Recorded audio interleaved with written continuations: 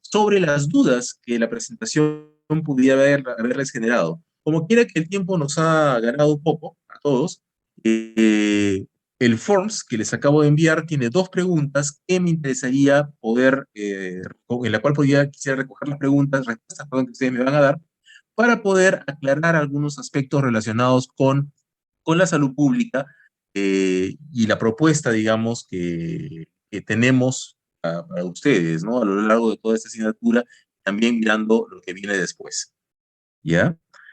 Déjenme ver, quiero ver si tengo algunas respuestas ya en este Forms.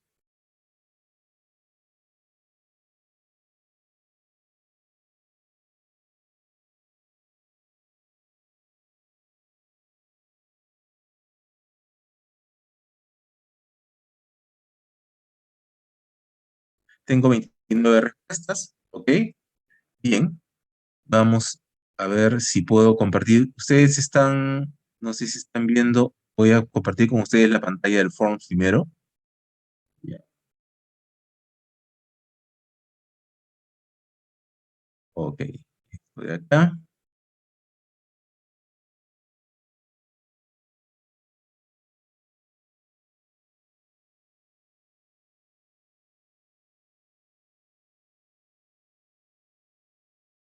Muy bien.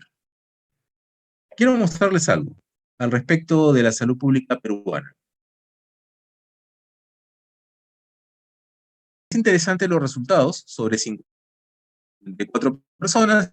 Ya ven que se está moviendo y se sigue moviendo. Interesante, interesante cómo se va moviendo esto, porque en la presentación yo hablé un poquito de la historia de la salud pública peruana y acerca de su raíz, ¿no?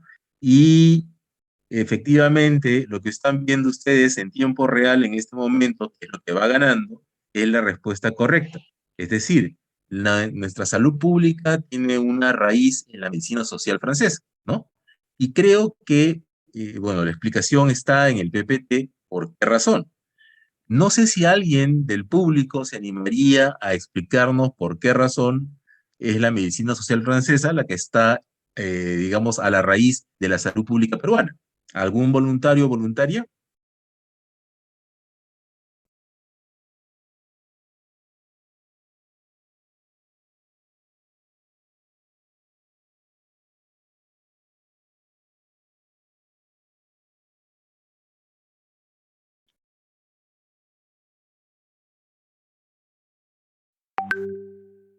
Ok, todavía no. Muy bien, entonces, eh, Aarón Chávez, ¿estás ahí? Sí, doctor, buenas tardes. ¿Tienes, estás habilitado el micrófono?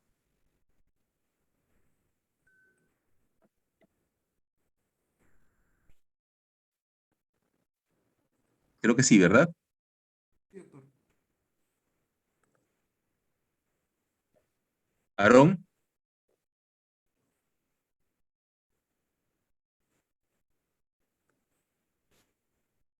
Aarón, ¿estás ahí? Aarón Chávez,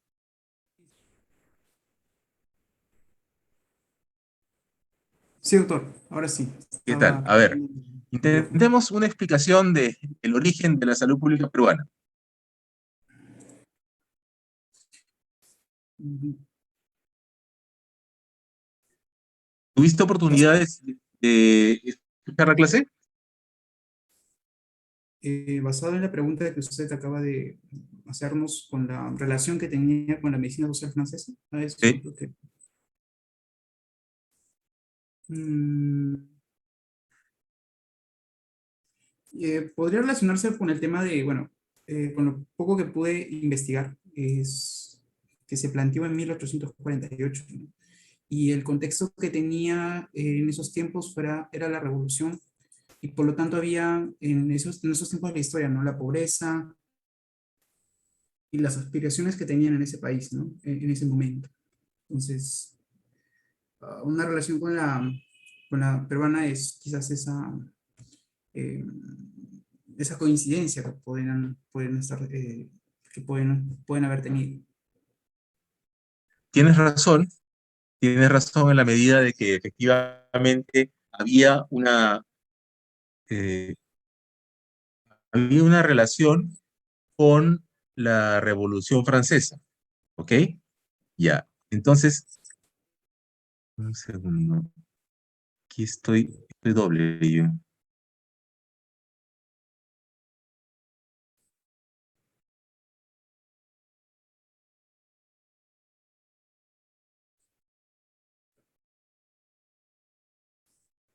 Bueno, a ver, efectivamente tiene que ver con la Revolución Francesa. La Revolución Francesa había generado una serie de cambios en Francia y los ilustrados, los pensadores que habían dado lugar a la Revolución Francesa, efectivamente habían empezado con nuevas ideas. Y una de ellas era cambiar el enfoque de la medicina tradicional clínica, ¿no? Era un enfoque individual hacia un enfoque poblacional. Pero ese enfoque poblacional en realidad era un enfoque que seguía siendo médico, era la medicina para toda la población. Como ustedes comprenderán, esto significaba un cambio radical y en Francia los médicos clínicos y los médicos sociales no eran precisamente buenos amigos, eran más bien dos grupos radicalmente opuestos. ¿Ok? Muchos de los personajes que participaron en la independencia del Perú pasaron por Francia, el mismo San Martín y el mismo Hipólito Unanue. Hipólito Unanue fue el que recoge la medicina social francesa y con ese enfoque de la medicina social francesa justamente implementa una serie, un cuerpo de conocimientos a nivel del Perú, ¿no? Que luego se van a convertir en la salud pública peruana. Entonces, esto tiene que ver mucho con esta relación que Aarón nos ha dicho muy bien, ¿no? Parte de Francia desde ese momento, ¿no? Pero es bueno saber también que había una raíz por el virreinato del Perú. Acuérdense que los últimos virreyes, ¿no? Eran virreyes representantes de Carlos V, y Carlos V era de la Casa de los Borbones, en otra palabra, familia francesa. Así que toda la corriente francesa iba a entrar por cualquier lado del Perú, sea por los españoles, sea por los precursores de la independencia. ¿Ok?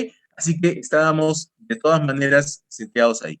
Además, Francia en ese momento era el lugar donde la medicina estaba más desarrollada y la medicina social, sobre todo, era el top, ¿no? Entonces, todo ese cuerpo de conocimientos llega al Perú a través de Hipólito Unanue. Hipólito Unanue es quien empieza, digamos, con esta idea de la medicina social, ¿no? Pero hay una característica muy particular en nuestro país. Hipólito Unanue, cuando genera la corriente de medicina social, que luego se va a convertir formalmente en la salud pública peruana, no lo hace contrapuesto a la medicina clínica, sino todo lo contrario. Hay una simbiosis entre la medicina clínica y la medicina social peruana, porque los dos representantes de cada corriente tenían una vinculación, una relación de amigo e incluso de maestro a discípulo. Hipólito Unanue, que era el maestro, y Cayetano Heredia, que era el discípulo. Hipólito Unanue representa la medicina social en el Perú, y la medicina clínica del Perú es la que representa a Cayetano Heredia. Entonces, ambos eran muy buenos amigos. No había una diferencia entre el pensamiento médico-social y el pensamiento clínico, sino más bien una coexistencia. Y eso es muy importante, porque si bien es cierto, en un escenario como de Francia, esto era visto de una manera, en el Perú, la salud pública y la medicina clínica se construyen juntas. ¿Okay? Entonces, esto tenemos que tenerlo claro porque esto es parte del ADN de la salud pública peruana. Y la salud pública peruana todavía tiene, digamos, estas características. todos nosotros que hacemos salud pública hemos sido formados como médicos clínicos. Sin embargo, que la práctica de la salud pública no está ajena a nuestra práctica clínica. Muchos de los que dedicamos a salud pública han hecho alguna especialidad clínica y aún habiendo hecho la especialidad clínica, también hacen salud pública. Así que esto es parte de nuestra formación como médicos clínicos inclusive. ¿Ok? Sí. Como dice, a ver, acá teníamos una participación. Perdón, vamos a ver para ampliar un poquito. Como dice Cristian, efectivamente, el contexto de la medicina social es el contexto de la revolución industrial en Europa. ¿Ok? Y esto también tiene mucho que ver con la forma como la medicina social digamos, se extiende y evoluciona. Inicialmente, esta medicina social está centrada en lograr, digamos, introducir un elemento de justicia social dentro de las sociedades europeas. ¿Por qué razón? Porque justamente los obreros, aquellos que trabajaban en las minas de carbón, aquellos que trabajaban en las digamos, fábricas, ¿no?, que vivían en Europa en ese momento, eran personas que estaban prácticamente desprotegidas. Estaban desprotegidas hasta el año de 1883, en que al canciller alemán Otto von Bismarck se le ocurrió crear un sistema de protección para los trabajadores, un sistema llamado seguridad social. Ese sistema que hoy representa para nosotros la seguridad social, es decir, el seguro social de salud, ¿no? Entonces, todo esto tiene una razón, tiene una corriente detrás. Es una idea de, bien, pero hay que decir que ni la intención del capitalismo europeo, que también le interesaba proteger la salud del trabajador, pero de manera individual, ni la medicina social, que veía cuidar la salud de toda la población, ninguno de ellos logró de alguna manera eh, limitar aquellos elementos que generaban o estaban relacionados con la enfermedad. Uno de ellos, por ejemplo, la pobreza. Otro de ellos tenía que ver, por ejemplo, con los accidentes laborales. Entonces, nosotros podemos ver estas dos caras de la moneda de la medicina clínica y la medicina social, contextualizada en un contexto de revolución industrial, con empresas, con industrias, con minas, ¿no? Nos encontramos con una realidad que es hasta cierto punto chocante, porque se esperaría que ese gran impulso de crecimiento económico que se generó en Europa ha generado mejores condiciones de vida. Y en realidad no ocurrió. Ocurrió más bien un enriquecimiento de muchos países y de muchas familias dentro de estos países, pero no de la misma manera para toda la población. Entonces, los esfuerzos, como el de Bismarck, por ejemplo, que es un esfuerzo justamente de llevar justicia social, ¿no? Hacía de que justamente esta salud pública fuera cada vez más democrática, más solidaria y pudiera equilibrar un poco la balanza. Si ustedes tienen a bien la historia de la social y las decisiones de Bismarck, se van a dar cuenta que había una serie de elementos que Bismarck puso en este modelo de seguridad social para que los empleadores realmente respondieran ante los problemas de salud que tenía digamos, el grupo de trabajadores y también la protección a sus familias. Por ejemplo, pues su familia tenía que recibir algo como compensación por ese accidente, ¿no? De tal manera que no quedaran en la miseria. Y si en caso el obrero muriera, también recibir una asignación por sepelio. ¿no?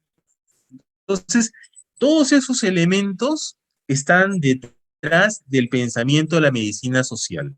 Esto generó también esta corriente de medicina social, ¿no?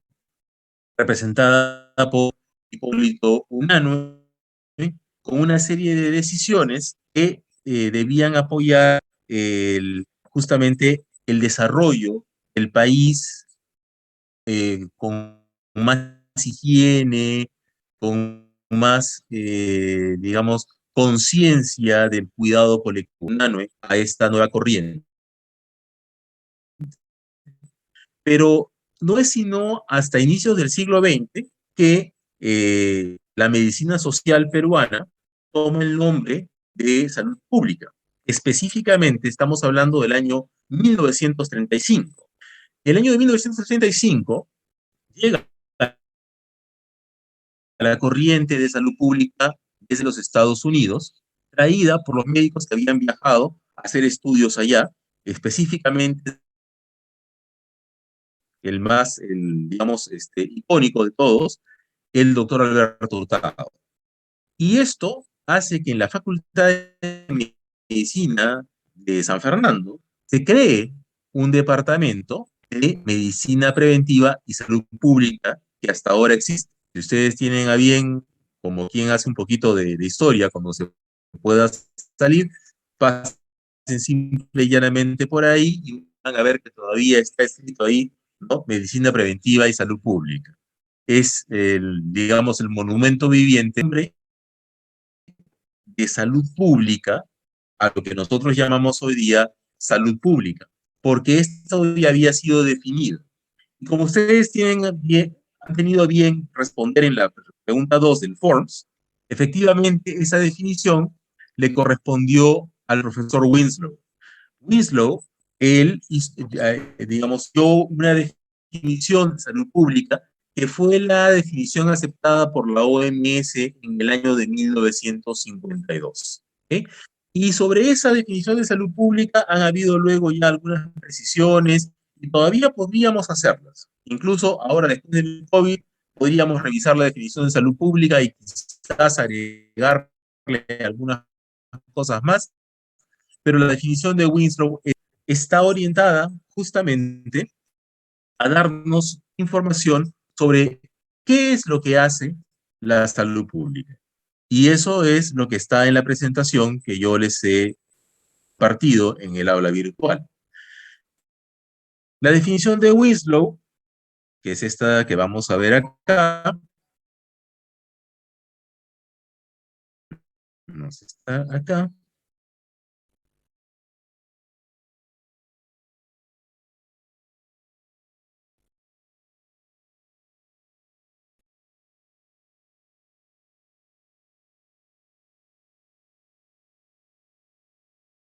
Ah, funcione, aquí está. Es esta que ustedes ven acá, que está sombreada en amarillo, ¿no? La ciencia y arte de prevenir las enfermedades, prolongar la vida y fomentar la salud. Y la eficiencia física mediante esfuerzos organizados de la comunidad para sanear el medio ambiente, controlar las infecciones de la comunidad y educar al individuo en cuanto a los principios de higiene personal, organizar servicios médicos y de enfermería para el diagnóstico precoz y el tratamiento preventivo de las enfermedades, así como desarrollar la maquinaria social que le asegure a cada individuo de la comunidad un nivel de vida adecuado para el mantenimiento de la salud. Muy bien, entonces, y en esta definición vamos a encontrar seguramente algunos elementos que nos hacen recordar a lo que estamos viviendo con la COVID-19. Adriana Barbosa, ¿estás por ahí? Adriana. Sí, doctor. Hola Buenas tardes. Adriana. ¿Te animarías leyendo esta definición, a decirnos algún elemento que te haga recordar lo que estamos viviendo con la pandemia de COVID-19?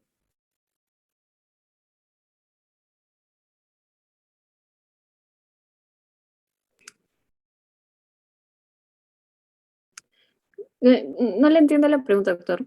O A sea, ver, ¿en qué se parece según esta definición? un elemento de esta definición que se cumpla en este contexto de la pandemia de COVID-19.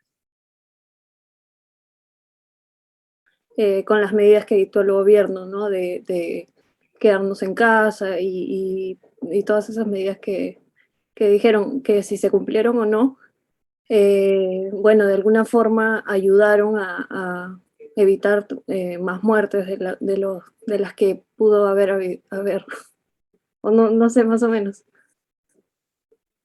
Es correcto. Esas medidas, el lavado de manos, el uso de la mascarilla y todas estas cosas, son justamente todos estos esfuerzos eh, por prolongar la vida, por prevenir enfermedades, ¿no? Todos los esfuerzos organizados de la comunidad por sanear el medio ambiente, que lo hemos visto inclusive ahora con el tema de limpiar las calles, ¿no? Mantener, digamos, los ambientes más aireados. Efectivamente, si nosotros vemos esto, comprendemos que sí, efectivamente, la definición es actual, porque es lo que hemos hecho. Todos estos esfuerzos para tratar de controlar las infecciones de la comunidad y educar al individuo en cuanto a los principios de higiene personal. ¿Sí? Así que la definición de Winslow sigue siendo vigente. Sí, creo que había una manito levantada ahí. Sí, doctor, justo quería, no sé si me escucha. Sí, te escucho, claro. Ya, justo quería resaltar esa palabra que usted la acaba de mencionar, educar al individuo. Es que en estos momentos de pandemia, antes, Ajá. si se compara mucho la educación que ahora, sobre todo con la higiene, el cuidado de la higiene que ha resaltado bastante en la ciudadanía, el lavarse las manos, cuidar dónde toca y también si esto se lleva directamente al rostro. También mantener la distancia, toda nuestra vida ha cambiado totalmente. Y más que todo ha reforzado tal vez la higiene, el ser precavido y principalmente la palabra educar al individuo es lo que nos ha hecho a la fuerza, tal vez, con esta pandemia ha hecho que nosotros aprendamos tal vez un poco la mala, ¿no? Es muy triste toda esta situación que estamos pasando, pero principalmente esa palabra quería resaltar. Es interesante lo que mencionas, Eden, Uh -huh. pero quiero decirles que esto no es algo que nos haya pasado solo a nosotros. Y por Uh eso les -huh. puse esta diapositiva acá, que está antes justo, con este señor. El doctor Jean-Claude Sournia fue expresidente de la Sociedad Francesa de Historia de la Medicina. Y él ya, digamos, en los años 60, 70, ya se quejaba y decía, mucho hablamos de medicina, pero ¿por qué comenzamos tan tarde a hablar de salud pública? Y quizás tengamos esa sensación, ¿no? De que hemos estado hablando mucho de temas relacionados con la medicina clínica, incluso con procesos como el aseguramiento y todas estas cosas, y de pronto nos olvidamos de cosas que eran muy, muy elementales y que eran esenciales, y que la COVID-19 nos hizo recordar que teníamos que hacer. Nosotros nos dábamos, digamos, entre comillas, de cabezazos antes de la COVID con respecto al lavado de manos, porque esto generaba problemas, como seguramente vamos a ver más adelante en otras partes de la asignatura, problemas de salud, sobre todo en niños, ¿no? Por cuadros diarreicos y también por cuadros respiratorios. Y eso ustedes lo saben perfectamente. Sin embargo, la COVID ha hecho lo que nosotros durante mucho tiempo no hemos podido lograr. Entonces, esta situación al final sí nos ha llevado a verificar esta definición de Winslow y efectivamente lo que estamos viviendo y lo que estamos haciendo en este momento es la salud pública viva y pura. Bien, entonces esta salud pública, como ustedes ven en la presentación, se basa en algunas herramientas claves, ¿no? Una de ellas es la información para la acción en salud pública. La información es sumamente importante y sobre todo comprendemos en esta época de pandemia el valor de la información correcta y adecuada. Todos nosotros hemos seguramente escuchado esta corriente que llamamos de fake news, ¿no es cierto? Información no veraz sobre lo que pasa en torno a la pandemia de COVID-19. Incluso, hoy en día, parte de esta corriente de fake news se ve en los puntos de vacunación por las personas que no desean vacunarse con la vacuna de Sinopharm. ¿Y por qué razón? Porque han escuchado de que no es eficaz, que no protege, ¿no? Cuando por otro lado la OMS dice todo lo contrario. Y quizás sea interesante leer y escuchar algunas versiones para poder tener claridad sobre el tema de la vacuna.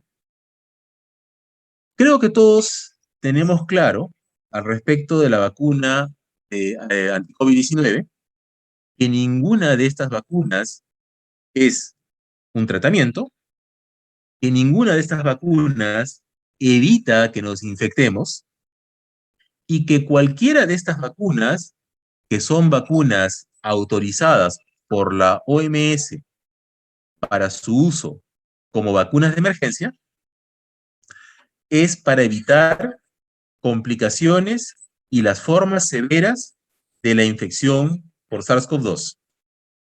En otras palabras, estamos vacunando a la gente para que no tengamos que tener las UCIs colapsadas.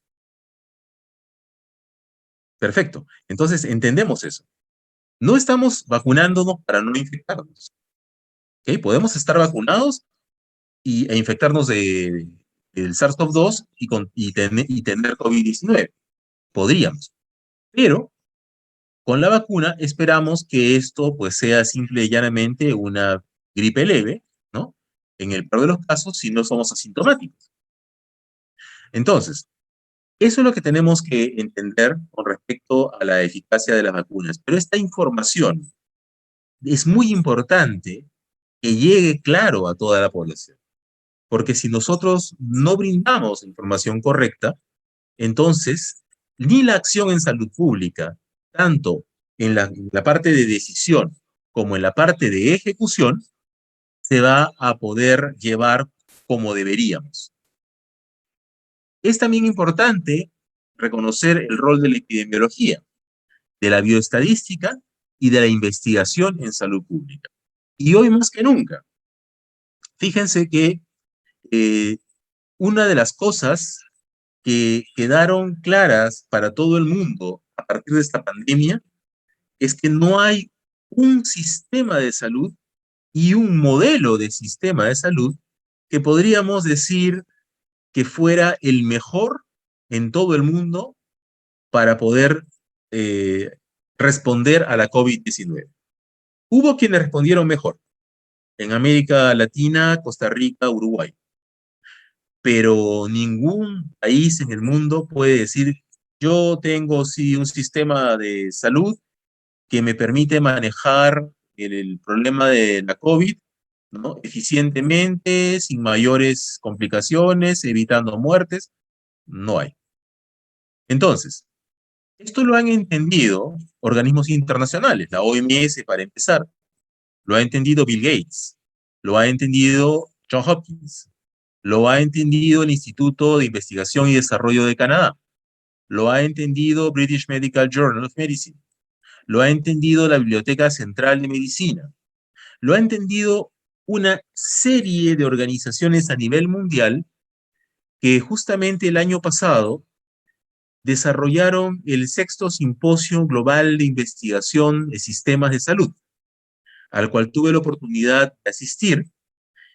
Y lo que tenemos claro hoy en día es que necesitamos investigar más que nunca en salud pública para encontrar nuevas respuestas, porque las que teníamos antes de la COVID hoy no se cumplen. Hay una serie de modelos matemáticos que se ensayaron para predecir el comportamiento de COVID y no hemos logrado hacerlo.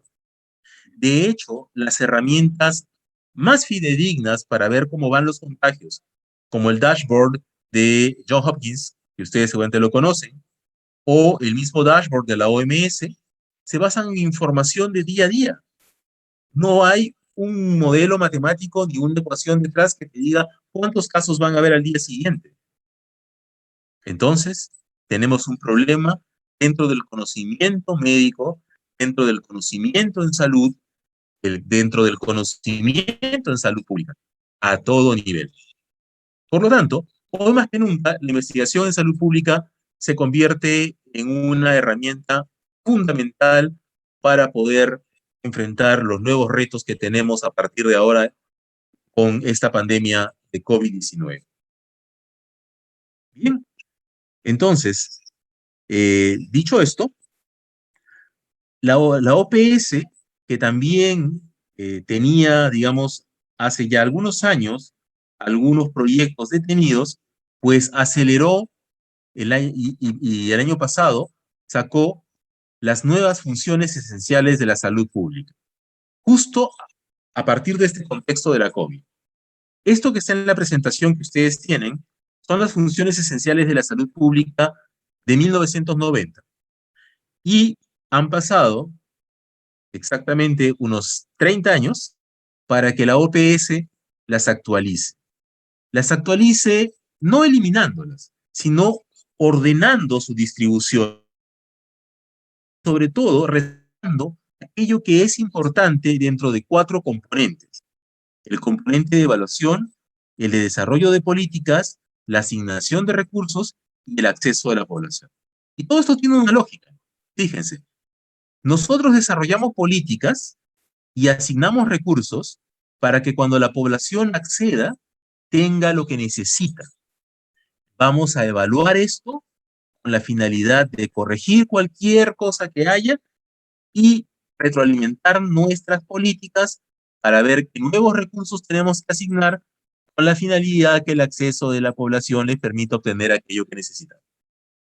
Se dan cuenta que esta estructura es mucho más potente en cuanto a la lógica que esta de acá. Esta de acá era realmente un disco sinóptico donde teníamos del 1 al 11, 11 funciones esenciales de la salud pública que se especificaban cada una de ellas en el documento. Pero ahora, en la presentación de funciones esenciales de la salud pública 2020, lo que tenemos es un diagrama, un esquema que sistematiza estas funciones, las precisa y las coloca en estos 4 ejes, y estos 4 ejes son 4 ejes que están interrelacionados y que forman en realidad todo un ciclo de desarrollo de la salud pública. Interesante, ¿no? Interesante verdaderamente. Muy bien. Entonces, a partir de ahí, nosotros podríamos pensar en estas nuevas funciones de la salud pública y quizás conocerlas un poco mejor con la finalidad de ver qué podemos estudiar, qué podemos hacer en salud pública para que estas funciones de la salud pública, estas nuevas funciones, realmente puedan constituir un nuevo paradigma de la salud pública en el cual hay 4 pilares fundamentales. 1, los valores éticos. 2, las condiciones sociales, económicas, culturales que nosotros llamamos y que determinan la salud, que llamamos determinantes de la salud. El acceso universal de la población a los servicios de salud y la función de rectoría de las autoridades de salud.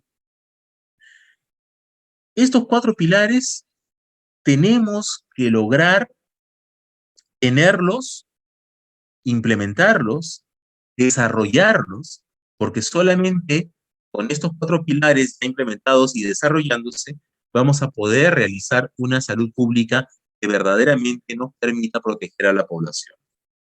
Muy bien, creo que entendemos a partir de nuestra propia historia y lo que ha pasado recientemente con temas como el de las vacunas y todo esto, que necesitamos hoy más que nunca fortalecer nuestros valores éticos, ¿sí? La transparencia, tenemos que fortalecer también nuestra búsqueda de la verdad, ¿no? La honestidad, y una serie de elementos que como médicos nos hacen justamente ser referentes para la población. Necesitamos superar una serie de páginas negras que están empezando a salir y que no hablan bien, por ejemplo, de nuestro sistema de salud. No solamente el tema de investigaciones, digamos, con ciertos problemas para su ejecución, como por ejemplo el tema de las vacunas, sino el tema, por ejemplo, de las redes de corrupción, tanto para lo que es compra, ventas de equipos médicos, o también para el tema de la asignación de camas en el hospital. Estas cosas no deberían ocurrir y debemos evitar que esto siga ocurriendo. ¿Cómo lo vamos a hacer?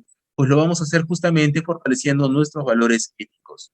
No podemos seguir pensando en la monocausalidad de las enfermedades. No podemos solamente creer que una enfermedad es producida por un agente infeccioso, porque la COVID lo que nos está demostrando es que no es solo la COVID. Es la COVID y por ahí hablan a alguien del hongo negro y no sé qué otra cosa más, pero yo digo, es la COVID, lo primero que vimos, la COVID y la informalidad, la COVID y la pobreza, la COVID en un escenario de crisis económica. Podemos ver una serie de elementos que están enlazados al contexto de COVID y que agravan el problema. Entonces, necesitamos enfocar bien los determinantes de la salud. El acceso universal. Tenemos que garantizar el acceso universal de la población a los servicios de salud. ¿Pero a qué servicios de salud? ¿Servicios de salud que están colapsados? No. Tenemos que ver entonces la forma de cómo ampliar nuestra base de intervención. Quizás debamos apostar ahora con mucho más energía y mucho más estructuración a estos recursos virtuales. Y quizás sea el momento, el verdadero momento de la telesalud y la telemedicina. Tenemos entonces que pensar en otras alternativas y tenemos que pensar también en la función de rectoría.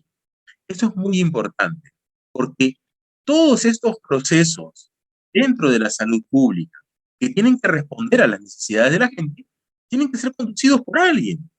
Y si alguien, ese alguien, no tiene las riendas del sistema, entonces esto va a terminar mal.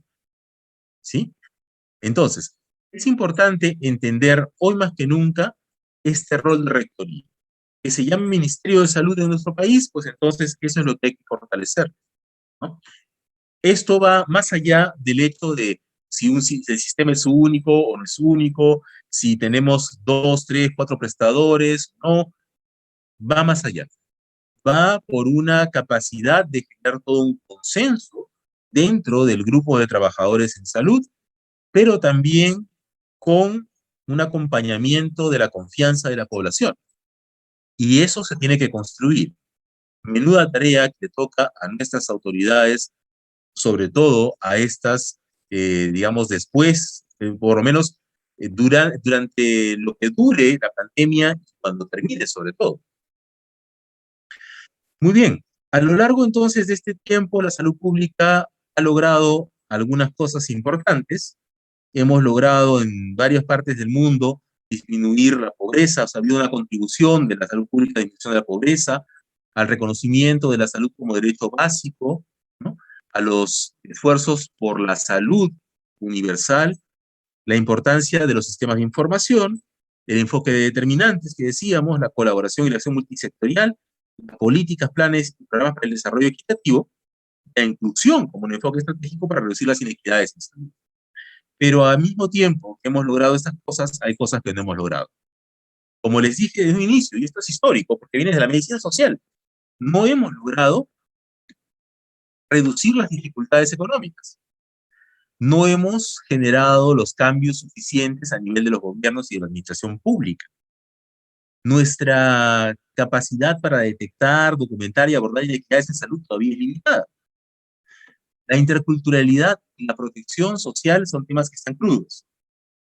La atención todavía no es lo suficientemente adecuada para el contexto de lo que es prevención y atención primaria. Tenemos limitaciones de recursos humanos, tenemos interferencia de entidades de la industria, sobre todo con respecto al tema de medicamentos, por ejemplo. Tenemos enfermedades o emergencias que son recurrentes, ¿no? O otras enfermedades. ¿Ustedes se imaginan, por ejemplo, sobre la pandemia que estamos llevando, ocurriera un terremoto? O sea, eso sería llover sobre mojado. Y además, una inmigración no controlada. Entonces, fíjense todos los retos que tenemos por delante desde la salud pública. Y esto no lo va a hacer, digamos, con todo el respeto que me merecen los periodistas, o tampoco los deportistas, ¿no? En realidad podrían contribuir, pero ¿quiénes tenemos que liderar este proceso? Somos los profesionales de la salud.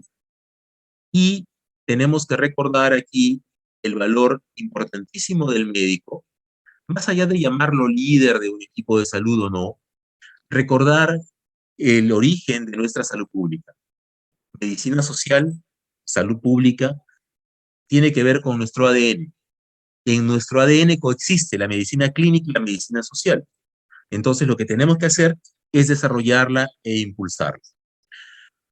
Esta salud pública, perdón, ha sido fundamental para el desarrollo de los países. Ustedes van a poder verlo ahí en la presentación. Básicamente son cifras muy interesantes. Lo interesante para nosotros es que de todo el conjunto de países que han sido medidos por el Índice de Desarrollo Humano, nuestro país está en el puesto número 78, me parece, 78, ¿no? Uno podría imaginarse que podríamos haber estado quizás más lejos, ¿ya? Lo que significa es que quizás no hemos estado yendo tan mal en algunos sectores, pero sí en salud no hemos logrado traducir los beneficios de lo que en algún momento llamamos el despegue económico e incluso el ingreso del Perú a la calificación de un país de ingresos medios altos que empezó o inició este proceso para la incorporación del Perú a la OCDE. Muy bien, entonces, es importante revisar todo esto, pero lo más importante es darnos cuenta que tenemos una cantidad de retos, pero mirando un objetivo. Todos los países miramos a los objetivos de desarrollo sostenibles al 2030. Estos son los objetivos de desarrollo sostenible y hay uno específicamente relacionado con salud, que es el objetivo 3, que tiene una serie de metas que ustedes pueden revisar acá. Por ejemplo, de aquí al 2030, reducir la tasa mundial de mortalidad materna a menos de 60 por cada 100.000 nacidos vivos. En nuestro país, en el año 2014, gracias al Plan Estratégico de Reducción de Muerte Materna y Perinatal, llegamos a una reducción hasta, me parece, 84 por 100.000 nacidos vivos. Pero luego hemos tenido repuntes. ¿Qué pasó? No hemos logrado sostener las medidas de salud pública que habíamos emprendido. Aparecieron nuevos determinantes que no habíamos mapeado. Por eso es importante investigar. Por eso es importante estar vigilando todos estos indicadores. Porque lo que se espera para el Perú, por ejemplo, no es poca cosa. Miren ustedes esta expectativa que tiene el Proyecto de Naciones Unidas para el Desarrollo, ¿no? Por ejemplo, veamos uno, ¿no? Veamos hasta el 2030, tenemos 7 millones de personas que mueren cada año a causa de la exposición a finas partículas, ¿no? Que están en el aire contaminado, no se mueran. Claro, porque en este momento hay personas que justamente se están muriendo por eso. Porque no estamos pensando en el ambiente, no estamos pensando en el agua, no estamos pensando en una serie de cosas. Entonces necesitamos recordar que algo podemos hacer. Y esto de acá se los puse con la intención de que recuerden quiénes somos, nuestra identidad, ¿no? Más allá de la imagen de San Martincito de Porres acá, ¿no? Estamos hablando de un personaje que representa en el Perú, digamos, el ícono de la justicia social, ¿no? Así es reconocido. Y nosotros llevamos el nombre de este personaje histórico peruano, ¿no? Universidad de San Martín de Porres. Pero más allá de recordar el nombre, porque podríamos decir, bueno, sí, pues, no, Universidad de San Martín de Porres, ¿y qué hacemos? ¿No? Bueno, les voy a mostrar algo que podemos hacer. Les voy a mostrar a mi baby, ¿no? Se llama bueno, este es el nombre que le pusieron en Estados Unidos, Inter-University Observatory of Public Health, que se llama Observatorio Interuniversitario de Salud Pública. Esto existe, es un proyecto del Centro de Investigación en Salud Pública de nuestra facultad, que estamos desarrollando con la Fundación Universitaria Juan N. Corpus de Colombia. Está dirigido ¿a quién? A estudiantes universitarios de pre y posgrado, o sea, ustedes, y la idea es analizar indicadores o construir nuevos indicadores a partir de la experiencia docente, de la búsqueda bibliográfica, del análisis, o también de la investigación. Ya hemos logrado un primer avance, fíjense ustedes, hemos hecho con cuatro estudiantes de cuarto y quinto año, sobre todo quinto año, según te los conocen ustedes, al doctor Ricardo Reina, que trabaja en posgrado, la primera publicación que estamos ya sometiendo a British Medical Journal, que es concentraciones multitudinarias en COVID en Lima, Perú, del año 2020, ¿no? Pero que también ha generado la reacción de otras universidades que quieren ahora hacer esto de manera comparada. Corpas Colombia quiere hacerlo en Bogotá, nosotros queremos ampliarlo en Lima hasta este año, la Universidad de Dimanis en Iowa quiere ampliarlo en Minneapolis, y la Universidad de Veracruz en Veracruz. Entonces vamos a tener un comparado, a trabajar con estos estudiantes, con este colega, pero si a alguien le interesa, pues bienvenido. Tenemos reuniones todos los jueves a las 11 de la mañana con el Observatorio Interuniversitario de Salud Pública. Vamos justamente a trabajar indicadores, y les comento que indicadores seguramente van a ver en este curso. Indicadores es uno de los elementos favoritos de Astrefam en las preguntas del ENAM. Indicadores van a ver en el CELUMS hasta el cansancio, e indicadores van a encontrar en el examen de residentado. Así que si por si acaso les interesa, las puertas están abiertas, basta que me envíen un correo electrónico y lo podemos incorporar a quien ustedes deseen, con un poquito de tiempo, por supuesto, sin descuidar sus otras obligaciones, al trabajo que estamos desarrollando con el Observatorio Interuniversitario de Salud Pública y con estas universidades. Muy bien. Entonces, teníamos un plan bicentenario que nos pedía para llegar al 2021 con una serie de cosas avanzadas. Lamentablemente creo que nos cayó la COVID-19, ¿no? Y algunas cosas quizás se quedaron ahí, ¿no? Pero no es imposible retomarlas. Hay un plan bicentenario que tiene también el gobierno actual, que está básicamente orientado al tema de la COVID-19, que no estaba dentro del imaginario del documento anterior de ese plan, ¿no? Pero que también nos debe ayudar a pensar en otras cosas más allá simple y llanamente de la COVID. Porque una vez que esto pase, volveremos a ver la mortalidad materna, y tenemos que verla desde ya. Volveremos a ver la mortalidad infantil, tenemos que verla desde ya.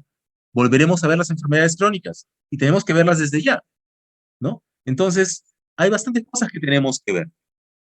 Hay prioridades que no podemos olvidar que tenemos en nuestro país. Estas prioridades son todavía válidas, existen: el dengue, la malaria, el cáncer, la tuberculosis, el VIH, ¿no? Tenemos condiciones contra las cuales tenemos que luchar: la anemia, la desnutrición, la mortalidad materna, las enfermedades transmisibles, además de implementar la salud, abordar la salud mental, que ha sido básicamente afectada por esta pandemia de COVID-19, y apoyar las inmunizaciones. Todo esto es que nos toca de aquí en adelante. A ustedes les toca el próximo año el internado, y creo que van a poder completar una serie de cosas que van a encontrar en esta asignatura, en la realidad de los hospitales, en realidad del primer nivel de atención, sobre todo en el CERUMS. Cuando ustedes lleguen ahí, espero que puedan llegar con herramientas para poder participar adecuadamente a favor de nuestra salud pública.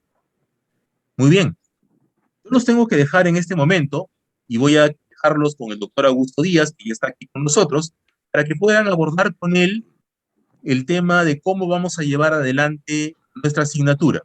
Cualquier duda que ustedes tengan, pueden ustedes dirigirse al doctor Augusto Díaz, o a mí cuando ustedes gusten, a través del correo electrónico, que estaré encantado de recibir sus comentarios, preguntas, iniciativas ¿no? Y poder comunicarnos entre todos. Muy bien, muchísimas gracias, muy buenas tardes, nos estamos encontrando la próxima semana. Augusto, te dejo con nuestros estudiantes de sexto año. Muchas gracias. Gracias, José, muy amable. Bien, buenas tardes a todos ustedes, ¿sí? En primer lugar, quiero darles la bienvenida al curso de Salud Pública 2 y Planeamiento Estratégico, ¿sí? Como han escuchado ya la exposición del doctor Garay, creo que el curso es muy importante.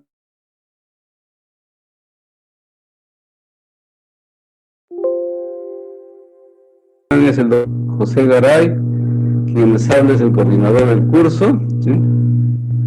Entonces,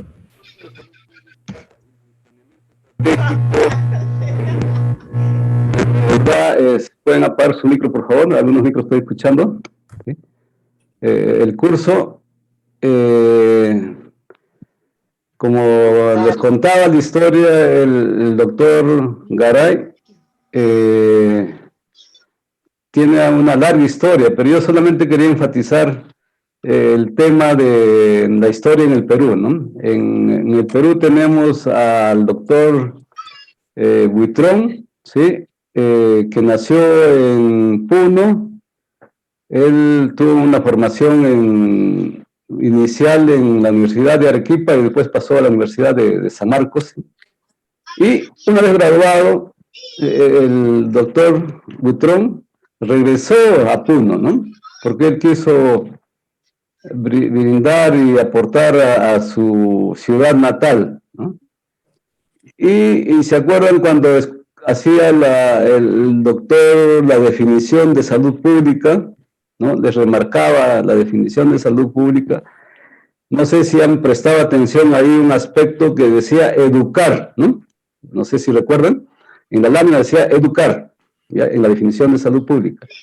Y justamente este doctor Buitrón lo que hizo en su población no se dedicó a curar a la población, se dedicó a educar a la población, ¿no? Se dedicó y comenzó a enseñarles la higiene, ¿no? La limpieza. Realmente él estaba muy convencido de que iba a mejorar la salud de la población, enseñándoles